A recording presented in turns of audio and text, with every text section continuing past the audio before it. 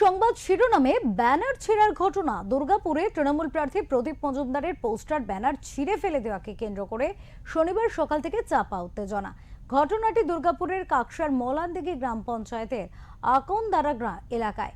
শুধু তাই নয়, এলাকার একাধিক দেওয়াল লিখনে কাদা লাগিয়ে দেওয়ার অভিযোগ উঠেছে। এলাকার তৃণমূল নেতৃত্বের অভিযোগ, এলাকায় সন্ত্রাস ছড়ানোর চেষ্টা করছে বিজেপি। সেই জন্যই রাতের অন্ধকারে মুছে দেওয়া হচ্ছে দেওয়াল, ফেলে দেওয়া হচ্ছে তৃণমূলের পতাকা, ব্যানার। তৃণমূলের হুঁশিয়ারি, যারা এই ঘটনা ঘটিয়েছে তাদের বিরুদ্ধে ব্যবস্থা গ্রহণ না হলে আন্দোলনের পথে হাঁটবেন তারা। পাল্টা দুর্গাপুর পূর্বের বিজেপি প্রার্থী চন্দ্রশেখর বন্দ্যোপাধ্যায় বলেন, বিজেপি এইসব করে না, বিজেপিরই ঝান্ডা ফেলে দিচ্ছে, দেওয়াল লিখন মুছে দিচ্ছে তৃণমূল। তবুও আমি বিজেপি কর্মীদের উদ্দেশ্যে বার্তা দেব, কেউ এই ধরনের ঘটনা ঘটাবেন না।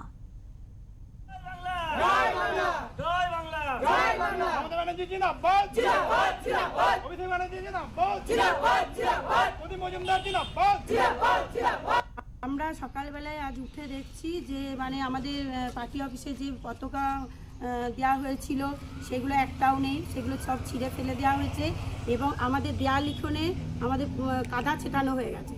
হ্যাঁ, কারা করেছে মনে হচ্ছে? এগুলো করেছে আমরা যেটা সম্ভব ধারণা করছি যে বিজেপি ছেলেরা তো ছাড়া আর কেউ করতে পারে না। কিছু দুষ্কৃতী দল, গুন্ডা বাহিনী, তারা নিজেদের মধ্যে কোনো কনফিডেন্স নেই, তারা ঝামেলা সৃষ্টি করার জন্য ভোটের আগে এইসব করে বেড়াচ্ছে।